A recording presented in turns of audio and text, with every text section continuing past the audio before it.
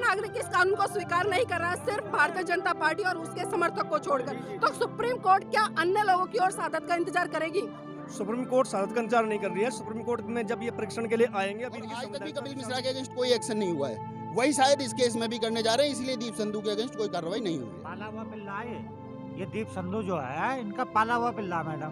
तो प्लान किया आंदोलन को बदनाम करने के लिए, आंदोलन को तोड़ने के लिए।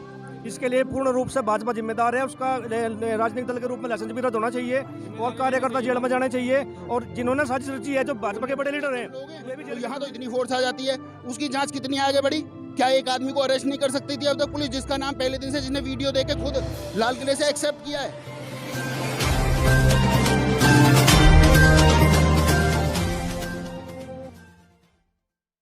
नमस्कार, आज है हम दिल्ली के गाजीपुर बॉर्डर पर। जैसे कि आप देख रहे हैं कि 26 जनवरी के बाद में लगातार किसान आंदोलन को बदनाम करने का काम किया जा रहा है। आज अभी हम नई तस्वीरें देख रहे हैं, चाहे टिकरी बॉर्डर की हो या फिर सिंघू बॉर्डर की हो। लगातार वहां पर अराजकवादी तत्वों के द्वारा इस आंदोलन को बदनाम करने का काम किया जा रहा है। और यहाँ पर आज गाजीपुर बॉर्डर पर अधिवक्ताओं की टीम भी पहुंची है, क्योंकि ये लोग कानून के रखवाले और लगातार जो कानून के रखवाले हैं वो कानून के लिए सही तरीके से बात करते हैं, उनके हक अधिकारों के लिए आवाज उठाते हैं। तो आज इन्हीं से जानते हैं कि जिस तरह से दिल्ली में दंगे हो रहे हैं और लगातार जो सरकार है या सरकार की पनाह में पल रहे लोग हैं, लगातार वो इस किसान आंदोलन को बदनाम करने का काम कर रहे हैं कि जो ये दंगे फसाद हो रहे हैं किसान करा रहे हैं। तो इस पर क्या कहना है?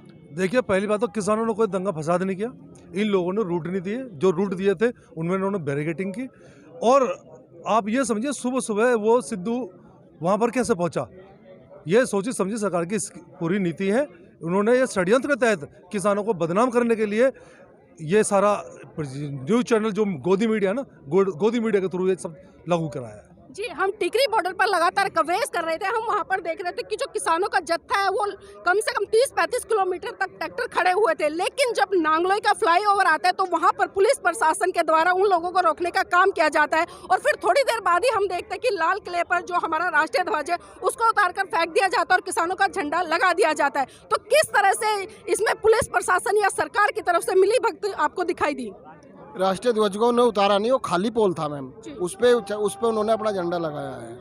और वहाँ पे पुलिस फोर्स भी थी, उन्होंने उसको रोकना नहीं चाहा। वहाँ पे जब ये पहुँचे 25 से 30 ही ट्रैक्टर थे मीडिया के अनुसार, और फोर्स वहाँ काफ़ी ज़्यादा थी। चाहते तो फोर्स उन्हें कंट्रोल कर सकती थी, लेकिन फोर्स ने उन्हें आज़ाद छोड़ दिया। उन्हें अपना गलत एक्टिविटी करने के लिए, वो बदनाम करने के लिए आंदोलन को फ्री कर दिया। लाल किला देश की राष्ट्रीय धरोहर है और वो धरोहर जो इतने मतलब एक तरह से पुलिस प्रशासन पूरी फोर्स वहां पर मौजूद रहती है, लेकिन उसके बावजूद हमने देखा कि 70-80 लाख की संख्या में किसान उस पर थे बॉर्डर पर, लेकिन मात्र 400-500 लोग ही वहां पर पहुंचते हैं। और जो प्रकरण हुआ आप सभी ने देखा, तो क्या कारण रहा कि वो लाल किले के अंदर एंट्री कर गए? इसमें पुलिस प्रशासन बिल्कुल विफल थी।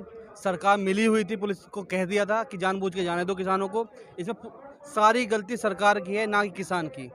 किसान तो अपने रूटों पे गए हुए थे, वो किसान नहीं थे जो गलत काम कर रहे थे। बस किसान को तो पता नहीं। भाजपा के कार्यकर्ता थे। भाजपा का रजिस्ट्रेशन रद्द होना चाहिए एक पार्टी के रूप में, राजनीतिक दल के रूप में। और जो जिम्मेदार लोग हैं जेल के अंदर भेजना चाहिए, चाहे वो गृह मंत्री हो, कोई भी आदमी हो। और दीप सिंधु के फोटो देख लो आप, सोशल मीडिया पे चली रही है, किसके साथ उनके फोटो है। ये पहली बार किसान टकराए हैं। इन्होंने आज तक आंदोलन तोड़े हैं, लोगों को पीटा है, UAPA लगाया है, जेल के अंदर डाला है, लेकिन ये पहली बार किसान टकराए हैं। इनको उसका अंजाम भुगतना पड़ेगा। आज भी भाजपा के समर्थक लगातार टिकरी बॉर्डर पर झंडे लेकर खड़े और लगातार नारे लगा रहे हैं कि राष्ट्रीय ध्वज का अपमान नहीं सरेगा हिंदुस्तान। तो इस पर क्या? किसान भी राष्ट्रीय धरोहर है, किसान अन्नदाता है इस देश का। केवल लाल किला राष्ट्रीय धरोहर नहीं है, ये किसान भी राष्ट्रीय धरोहर है। क्या इनका अपमान बर्दाश्त करेगा राष्ट्र?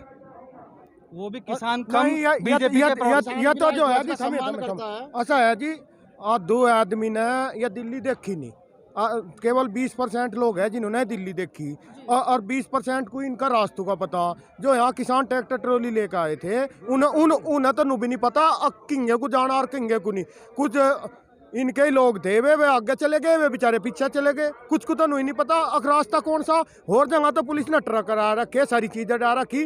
क्या लाल किला इतनी देश की धरोहर है, वहाँ इंतजाम करते, कैसे चले गए वे? जी, हम लगातार किसानों से बात कर रहे थे 26 जनवरी को। लगातार किसान यही कह रहे थे कि चाहे पुलिस गोलियां चलाए, लाठी चलाए या टीयर गैस का इस्तेमाल करे, लेकिन हम अनुशासन के साथ आगे बढ़ते रहेंगे। लेकिन चंद घंटों बाद ही पता चलता है कि लाठीचार्ज भी होता है, बहुत सारे किसान भाई घायल भी हो जाते हैं।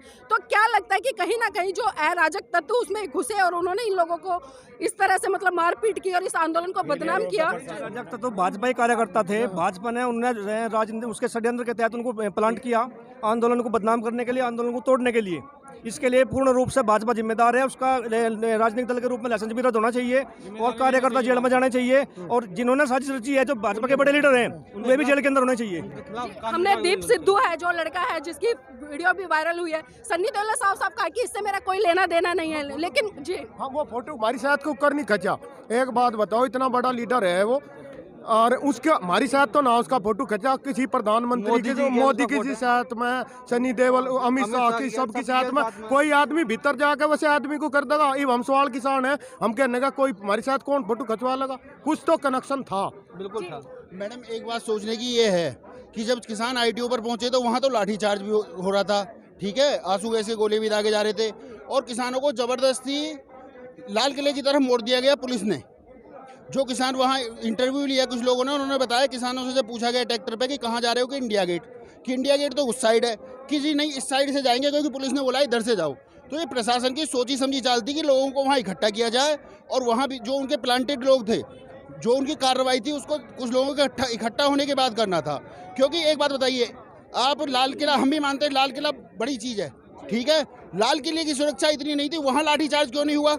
आप आईटीओ पे ऐसा क्या मुख्य था जहाँ लाठीचार्ज कर दिया गया मिनट के अंदर? लाल किले पर कोई इतना छोटा माना प्रशासन ने कि वहाँ शाम तक भी लाठीचार्ज नहीं हुआ? क्यों नहीं रोका गया? और फिर गणतंत्र दिवस का टाइम था, उस दिन वहाँ विशेष जगह है, वो हमारी स्वतंत्रता का प्रतीक है, वहाँ प्रधानमंत्री झंडा फहराता है। जो चीज़ हमारे लिए जितनी महत्वपूर्ण होती है, हम उसकी सुरक्षा उतनी ही ज़्यादा करते हैं। सरकार ने क्या अपनी जिम्मेदारी निभाई उसकी सुरक्षा करने के लिए? क्या वहाँ एप्रोप्रिएट पुलिस फोर्स अवेलेबल थी? क्योंकि गणतंत्र दिवस होने के कारण ऑलरेडी वहाँ पर पुलिस फोर्स होनी चाहिए।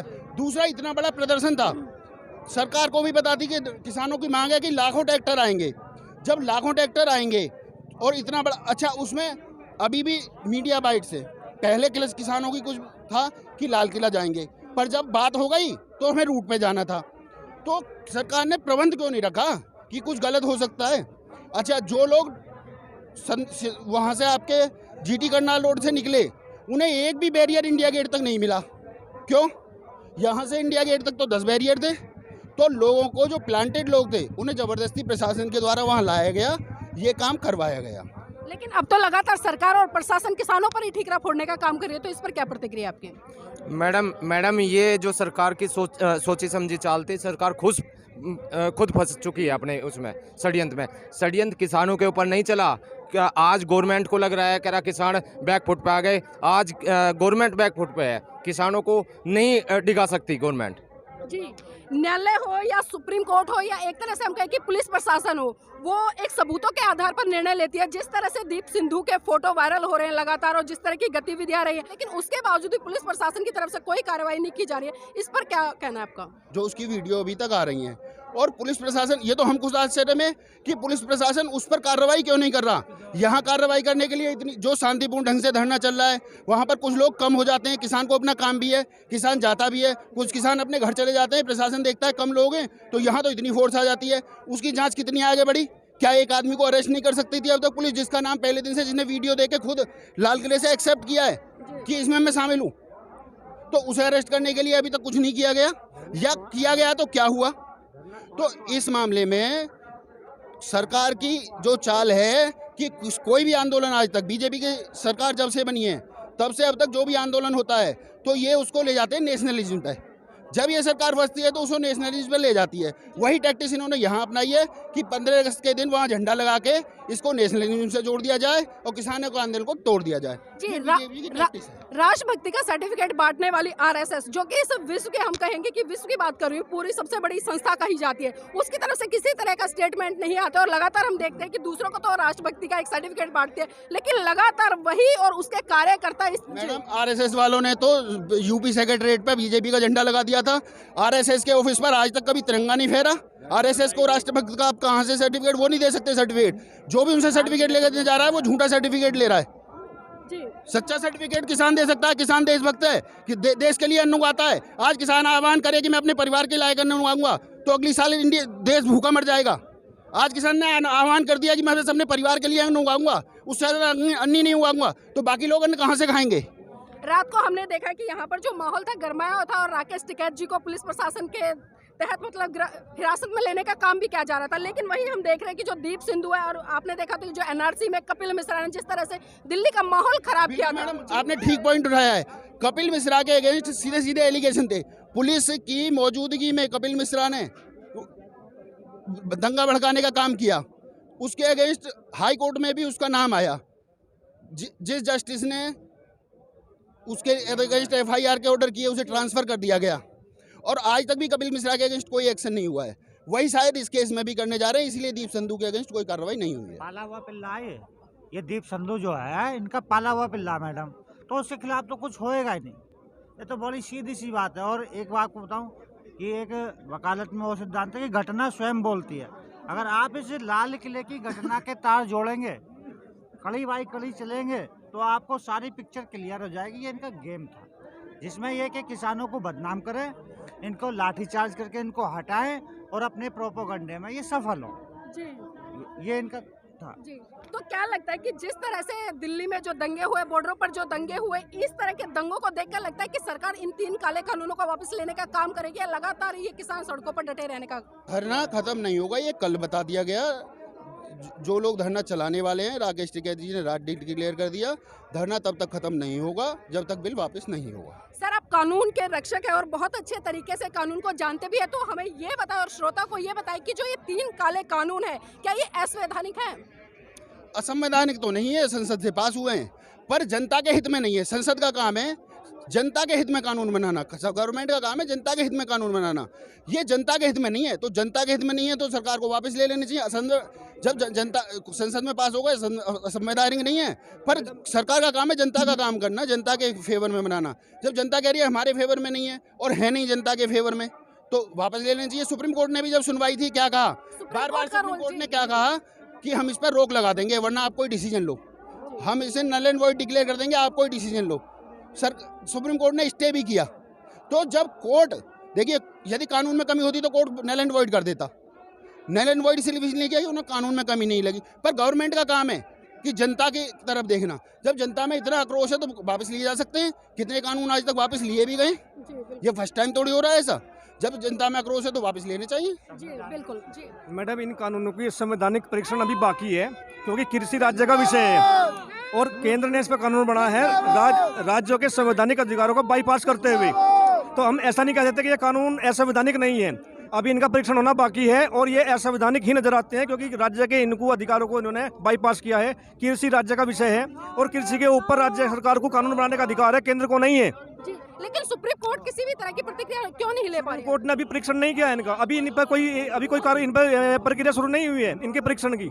जब सुप्रीम कोर्ट इनका परीक्षण लेगा, हमें पूरी उम्मीद है कि सुप्रीम कोर्ट, माननीय सर्वोच्च न्यायालय इनको संवैधानिक घोषित करेगा, क्योंकि राज्य के अधिकार में हस्तक्षेप है। ये हमारी जो फेडरल स्ट्रक्चर है उसका वायलेशन है। सर, लेकिन 65 दिन हो गए और 65 दिन में लगातार सुनवाई पे सुनवाई भी चल रही है और बैठ रही है। 11 राउंड की बैठक हो चुकी है, लेकिन अभी तक ना तो सुप्रीम कोर्ट किसी डिसीजन पर पहुंच पाई। इसका क्या कारण है? सुप्रीम कोर्ट अभी इनकी संवैधानिकता का परीक्षण नहीं कर रहा है। ये ताना शाह सुल्तान का एंकर बोल रहा है, इधर किसान डटे हुए हैं। ताना शाह को हारना पड़ेगा और किसान जीत के जाएगा, अंदर कानून वापस होंगे। हम लगातार देख रहे हैं कि चाहे सिंगू बॉर्डर हो, टिकरी बॉर्डर हो, गाजीपुर बॉर्डर हो या अन्य बॉर्डर हो, लगातार अगर कुल मिलाकर मैं बात करूं तो कम से कम 160 या 170 किसान भाई शहादत दे चुके हैं, लेकिन सुप्रीम कोर्ट भी आंख बंद कर बैठी है इन कानूनों को लेकर। मैडम, मोदी जी छोटी छोटी बातों पर ट्वीट करते हैं। 165 किसान यहाँ शहादत दे चुके हैं, मोदी जी का कोई ट्वीट नहीं आया है। मोदी जी इतने सहानुभूति दिखाते हैं जनता के सामने कि मेरे जैसा कोई आज तक नहीं हुआ है, किसानों का देशी नहीं हुआ है। क्या किसी एक किसान की शहादत पर उन्होंने अपना संवेदना प्रकट की है? बिल्कुल नहीं किया है। उनका अहंकार बोल रहा है और उनका अहंकार और किसान के जोश का बीच टकराव है। अहंकार हारेगा, किसान का जोश जीतेगा। देखिए, हम कई बार देख रहे हैं कि सुप्रीम कोर्ट में कोई भी मैटर जाता है चाहे तो स्टे पे डाल दिया जाता है, लेकिन ये एक मुद्दा ऐसा है जो कि पूरा देश इसके विरोध में है। ये कोई भी नागरिक इस कानून को स्वीकार नहीं कर रहा है, सिर्फ भारतीय जनता पार्टी और उसके समर्थक को छोड़कर। तो सुप्रीम कोर्ट क्या अन्य लोगों की ओर शहादत का इंतजार करेगी? सुप्रीम कोर्ट शहादत का इंतजार नहीं कर रही है। सुप्रीम कोर्ट में जब ये परीक्षण के लिए आएंगे, अभी इनकी संवैधानिकता विचार नहीं हो रहा है। अभी तो तात्कालिक में इनको धरना खत्म करने के लिए सुप्रीम कोर्ट में याचिका डाली गई थी, जो सुप्रीम कोर्ट ने धरने को बिल्कुल वैध माना है। जब संवैधानिकता पे परीक्षण पे सुप्रीम कोर्ट कार्रवाई करेगा तो मुझे पूरा विश्वास है कि सर्वोच्च न्यायालय इन कानूनों को असंवैधानिक घोषित करेगा। जी, अपना चैनल, आपका चैनल, समाज का चैनल, देश का चैनल NB News 24/7 को आप लाइक करें, सब्सक्राइब करें और ज्यादा से ज्यादा इसकी वीडियो को शेयर करें ताकि हर खबर को मैं आप तक आसानी से पहुंचा सकूं।